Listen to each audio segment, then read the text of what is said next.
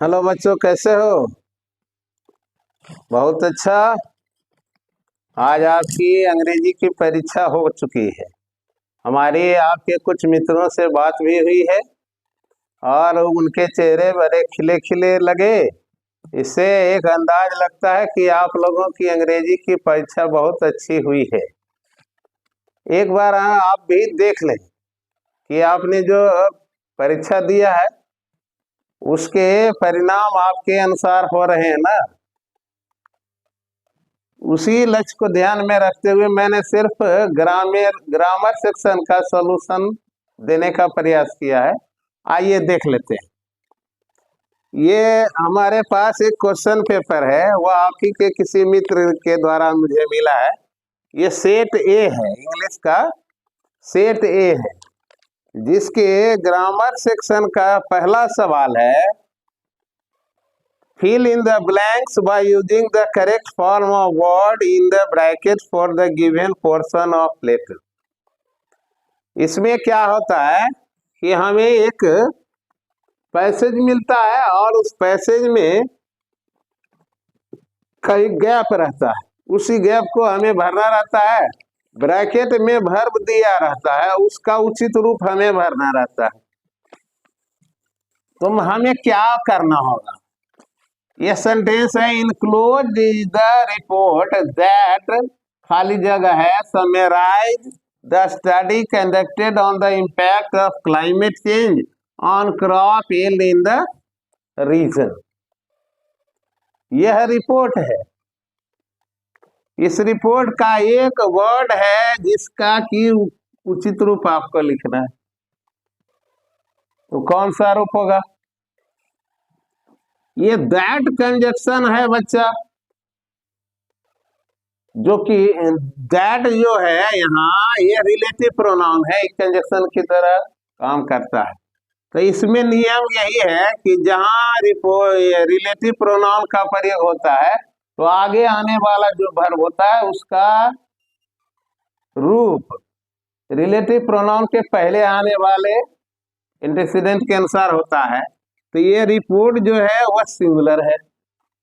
और पहले आप देख रहे हैं प्रेजेंट टेंस में इस सेंटेंस की शुरुआत हुई है, तो यहाँ आपको समराइजेस देना है क्योंकि ये थर्ड पर्सन सिंगुलर नंबर का है। तो यहाँ आपको क्या देना है? समराइजेस। ये समराइज आपका लिखा हुआ है क्वेश्चन पेपर में, तो उसमें आपको यस जोड़ देना है। बस आपका पहला आंसर सही हो गया। अब हम देखते हैं दूसरा प्रश्न को। दूसरा सवाल क्या है, आइए जान लेते हैं।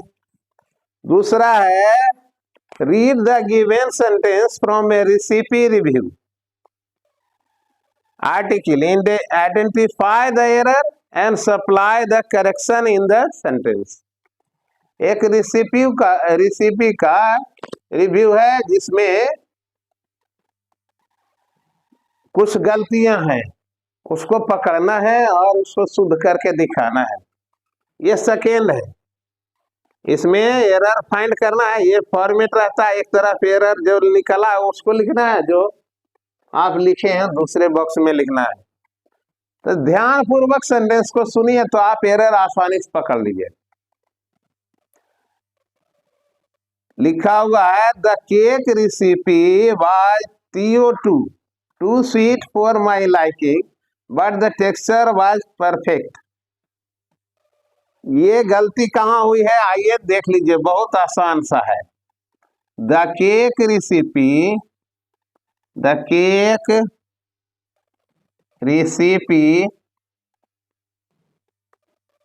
वाज टू स्वीट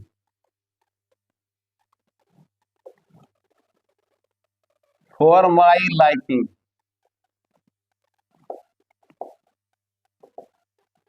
इतना ही में तो गलती पकड़ा जा रहा है बेटा। यहाँ जो सिंगल ओ वाला टू दिया है ये गलत है।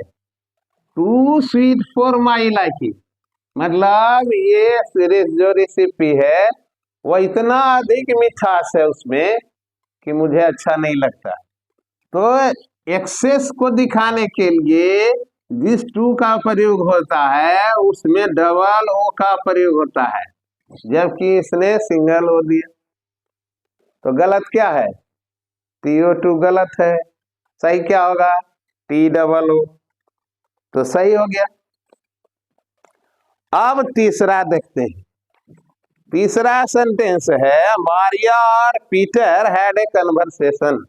मारिया और पीटर के बीच बातचीत हुई है। जैसा कि आपको हम प्रैक्टिस के दौरान भी समझा रहे थे कि जो भी नरेशन का पोर्शन पूछता है वह डायलॉग फॉर्म में रहता है, कन्वर्सेशन रहता है, और उसी में से हमें रिपोर्टेड स्पीच बनाना रहता है।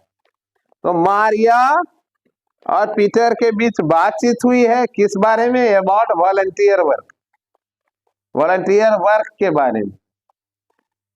अब करना क्या है? मारिया जो प्रश्न पूछती है उसको आपको इनडायरेक्ट स्पीच में लिखना है। वह जो प्रश्न है मारिया का वह मैं लिख दे रहा हूं। देखिए लिखा हुआ है, what kind of skills have you imbibed from this volunteer work? From this volunteer work. ये क्वेश्चन है। यहां हम देख रहे हैं दो है, एक है मैरी MARIE, ये स्पीकर है, ये वक्ता है, और सुनने वाला कौन है? उसका नाम है पीटर। ठीक है ना? ये बोलती हैं और ये सुनते हैं। इसका मतलब क्या हुआ कि ये रिपोर्टिंग वर्ब का सब्जेक्ट है और ये रिपोर्टिंग वर्ब का ऑब्जेक्ट है। ये तो क्लियर है। अब हम इसी सेंटेंस को इनडायरेक्ट में लिख लेते हैं। What kind of skills have you imbibed from this volunteer work? ये इंट्रोगेटिव में। तो क्या नियम है इंट्रोगेटिव का? जब इनडायरेक्ट नरेशन में बदलते हैं जो कि क्वेश्चन वर्ड से शुरू होता है तो हमें क्या करना होता है? सीधे उसके वर्ड अरेंजमेंट को चेंज कर देना होता है, असर्टिव में कर देना होता है। बाकी जो पर्सन है वो सन फार्मूला के अनुसार बदल देंगे, और जो पार्ट्स ऑफ स्पीच है उसको जिस नियम से बदलते हैं, नजदीकी वाले को दूरी में बदलते हैं, बस कर देना है। तो ये देखिए ये बन जाएगा कैसे? वाट, पहले तो लिख लेना होगा कि मारी आस्क्ड पीटर। क्या लिख देना होगा? मारी asked Peter what kind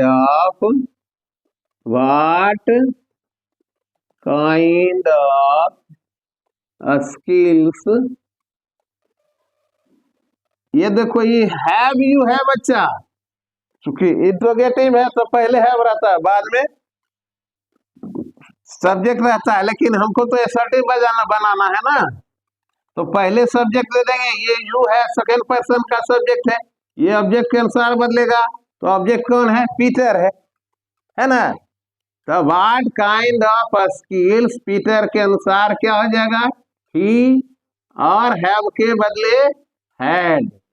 he had imbibed from, ये दिस है बच्चा, नजदीकी का बोध करा रहा है, इसको दूरी में बदल देंगे। दैट वॉलंटियर वर्क, बस अब फुल स्टॉप दे देंगे। क्वेश्चन मार्क के जगह पर क्या दे देंगे? Full stop. इस तरह से हमारा तीसरा बन गया। अब चौथे को देख लेते हैं। चौथा फिर से नरेशन वाला है। आइए देख लेते हैं क्या है इसमें। कह रहा है read the dialogue between Adam and Emma about a career option. Adam और एम्मा के बीच में बातचीत होती है। एडम लड़के का नाम होता है और एम्मा अक्सर लड़की का नाम होता है इंग्लिश में, ठीक है ना। तो एडम का स्टेटमेंट है, why did you opt for a career in journalism. ये एडम का प्रश्न है। एम्मा उसका जवाब देती है, I could not resist my love for story telling and my desire to expose the truth. ये डायलॉग आपने सुन लिया। एडम ने पूछा एम्मा से कि तुमने कैरियर के लिए जर्नलिज्म को क्यों सेलेक्ट किया। तो एम्मा ने उसको बताया कि मुझे स्टोरी टेलिंग में बड़ा प्यार है, लगाव है, और हमें सच को एक्सपोज करने में भी बड़ा मजा आता है। That is the reason I selected journalism. अब देखो बेटा, मजेदार बात है, वो जो डायलॉग है ना, वह लिखा हुआ भी है इनडायरेक्ट स्पीच में, सिर्फ कुछ पोर्शन छोड़ा हुआ है और उस छोड़े हुए पोर्शन का ऑप्शन भी दिया हुआ है। आइए देख लेते हैं। Adam asked Emma, Adam asked Emma, और खाली जगह है इन जर्नलिज्म, जर्नलिज्म। पीछे जाकर के हम देख लेते हैं क्वेश्चन में एडम ने क्या कहा। उसने कहा था, why did you opt for a career in journalism.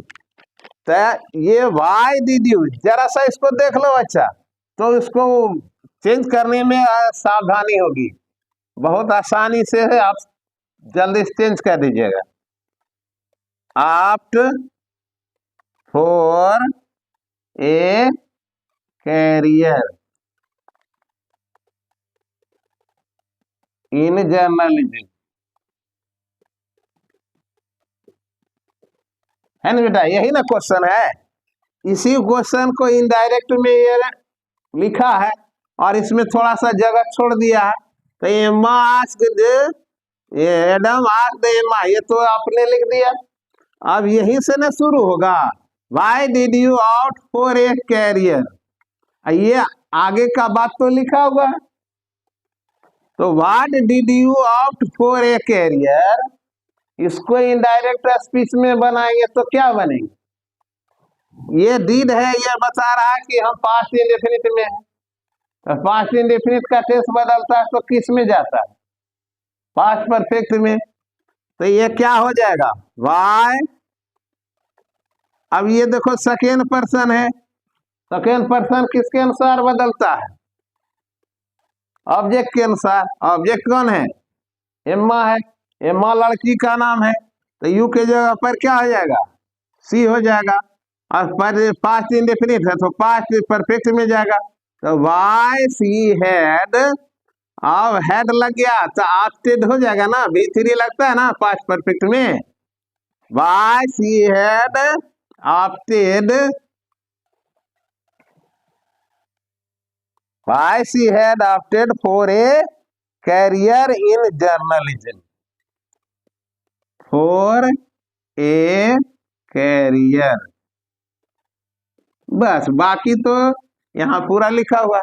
तो जैसे ही आपने वहां बार सेलेक्ट किया इसको, वाई सी हैड ऑप्टेड, जो कि कहाँ है, कौन से ऑप्शन में है, वह डी ऑप्शन में। आपका आंसर डी यदि है तो आप बहुत शानदार आंसर करके आए हो जी, डी ऑप्शन सही है आपका।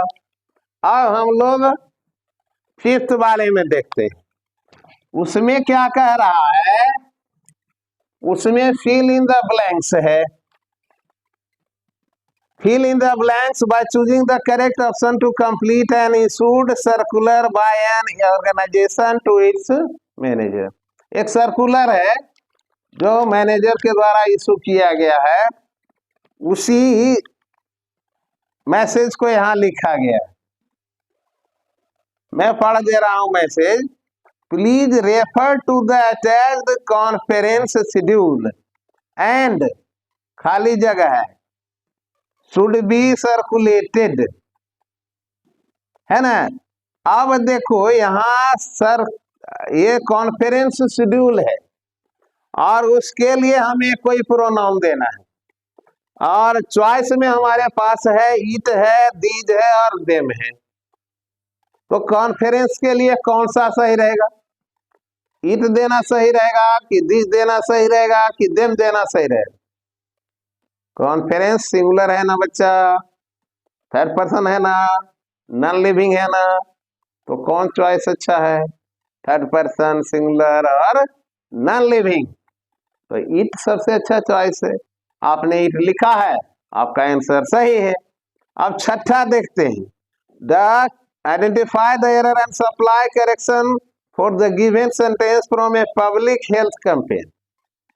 यहाँ सेंटेंस है the campaigns focus is on reduce sugar intake among children bye promoting healthier snacks.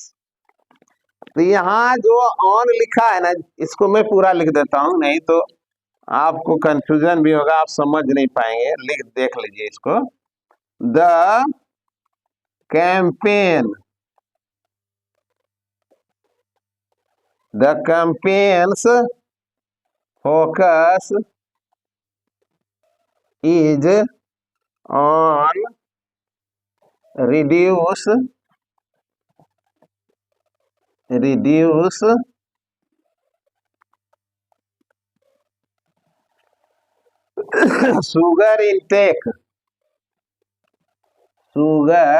Sugar intake among children by promoting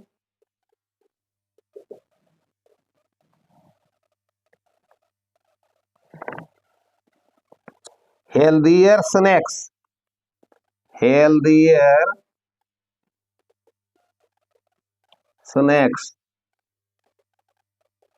देखो बच्चा कहाँ गलती हुई है इनमें। The campaigns focus is on reduce sugar intake among children bye promoting healthier snacks. यहां देख लीजिए, ये ऑन के बाद भी1 दिया है। आप देखते होंगे या पढ़े भी होंगे नॉन-फिनाइट वाले चैप्टर में कि एडजेक्टिव प्लस प्रीपोजिशन या वर्ब प्लस प्रीपोजिशन के बाद अक्सर आता है जेरन। तो इसलिए ये तो ठीक नहीं है, इनको रिड्यूसिंग देना चाहिए, तो वो तो नहीं दिए।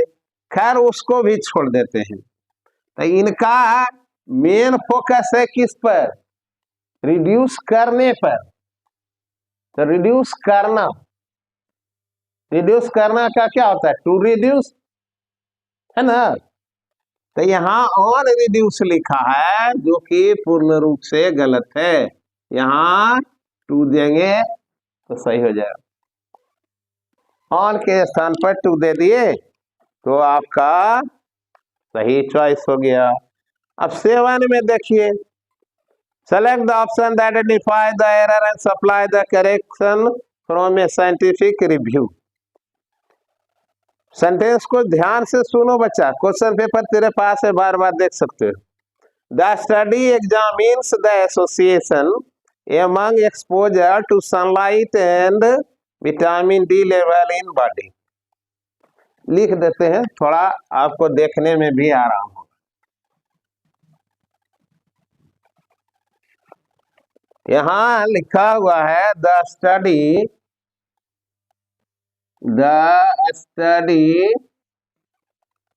examines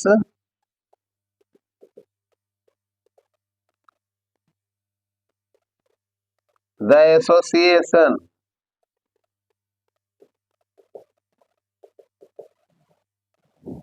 among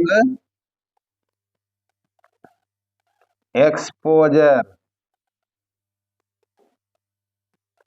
to sunlight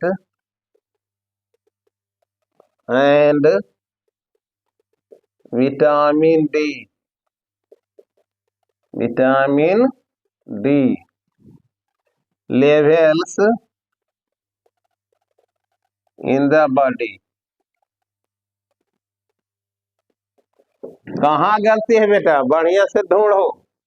the study examines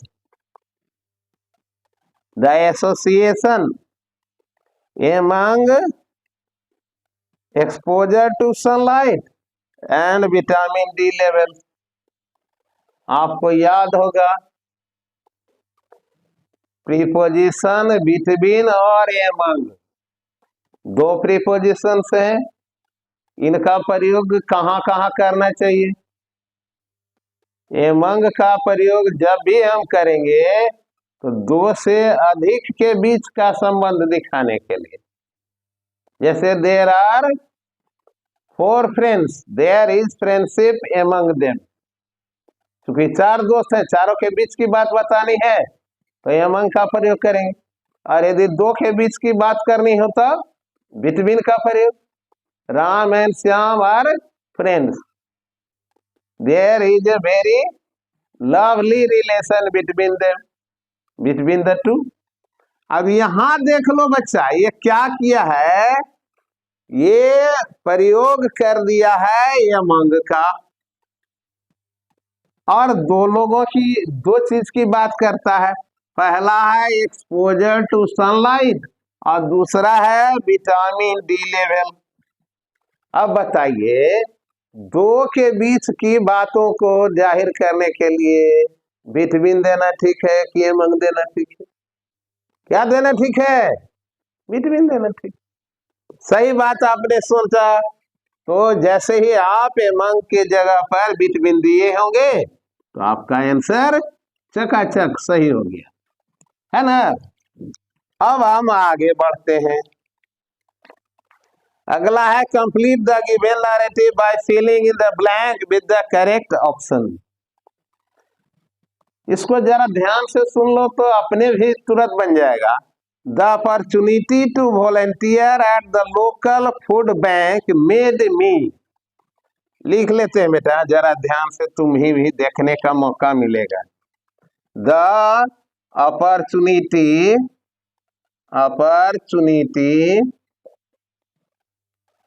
to volunteer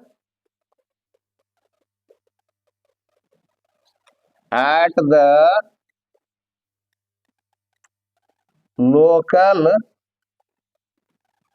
food bank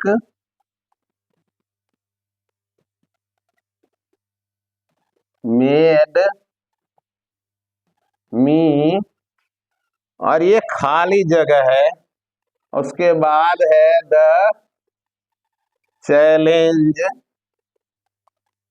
challenges faced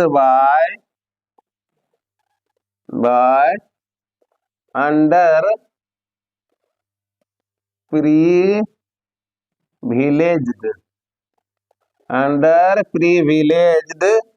community। ये है, यहाँ आसान खाली है। अब इसमें ऑप्शन 4 दिया हुआ है बच्चा, चलो ऑप्शन भी हम लिख देते हैं। पहला है रियलाइजिंग, दूसरा है टू रियलाइज, मतलब बी है टू रियलाइज और सी में है रियलाइज्ड और डी में है रियलाइज। चारों ऑप्शन आपके पास है, बहुत आसान है बेटा। यहां देखो मेड मी है ना, तो ये बात कहां से हमें समझ में आएगी? हम लोगों ने इन्फिनिटिव पढ़ा है ना, इन्फिनिटिव 2 तरह के होते हैं ना, कौन कौन? फुल इन्फिनिटिव और बेयर इन्फिनिटिव। तो उसमें हम लोग पढ़े थे ना कि बेयर इन्फिनिटिव का कहाँ करना चाहिए और फुल इन्फिनिटिव का कहाँ करना चाहिए। उसमें हम लोगों ने पढ़ा था कि let, make, feel, hear, see, touch, ये सब शब्द यदि किसी सेंटेंस में आते हैं तो उसके बाद यदि नन फिनाइट हमें देना है तो जो इन्फिनिटिव हम देंगे उसमें टू कभी भी लगेगा नहीं। और यहाँ देख लो बच्चा, यहाँ मेड आया है ना, मेड मेक का ही तो दूसरा रूप है। तो let make feel hear see touch ये सब रहेगा तो आगे वेयर इन्फिनिटिव आना चाहिए। तो यहाँ देख लो चारों में कौन है, वेयर इन्फिनिटिव ही ना, सिर्फ ओरिजिनल रूप। तो रियलाइज, रियलाइज आप दिए हैं, आपका आंसर सही। और आगे बढ़ते,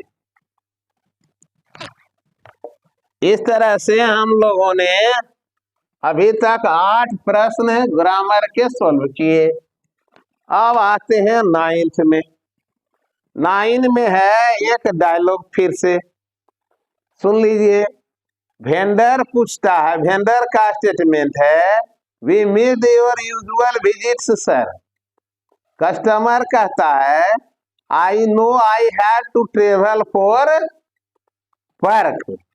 आई नो, देख लो बच्चा इसको जरा सा, I know I had to travel for work. इसको इनडायरेक्ट स्पीच में लिखना है। दो के बीच बात है, एक का नाम है वेंडर मतलब वेंडर है और दूसरा है कस्टमर है। तो कस्टमर का ये स्टेटमेंट है, कस्टमर ये बोलता है, जवाब देता है उसको I know I had to have travel for work. तो क्या हो जाएगा, आई नो बदल जाएगा ही न्यू में, ही न्यू। कस्टमर रिप्लाइड, बाकी सब लिखा हुआ है बेटा, यहाँ लिखा हुआ है the customer acknowledge this and clarified. उसने एक्नॉलेज कर लिया, एक्नॉलेज कर लिया मतलब आई न्यू तो वह बोल दिया है और ये बच गया है। तो he had to travel for work.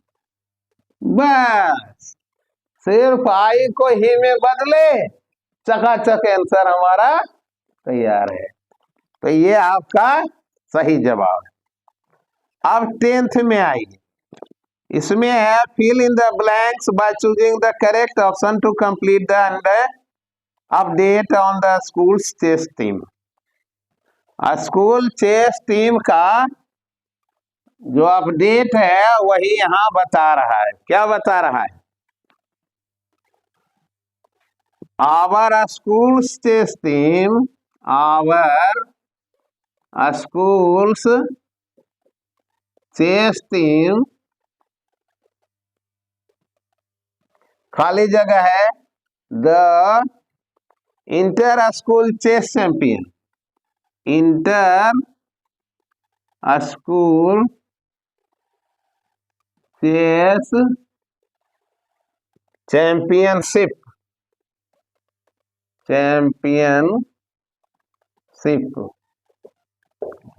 चलिए अब यहां खाली जगह में विन का कौन सा रूप सही भराएगा।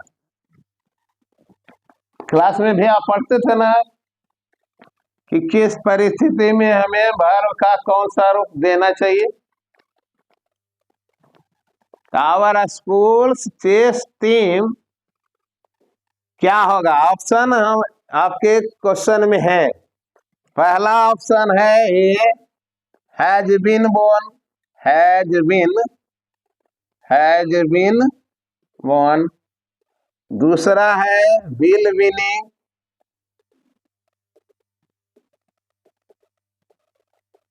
तीसरा है वाज विनिंग और चौथा है has won. A B C और ये डी। आपका कौन सा ऑप्शन सही होगा?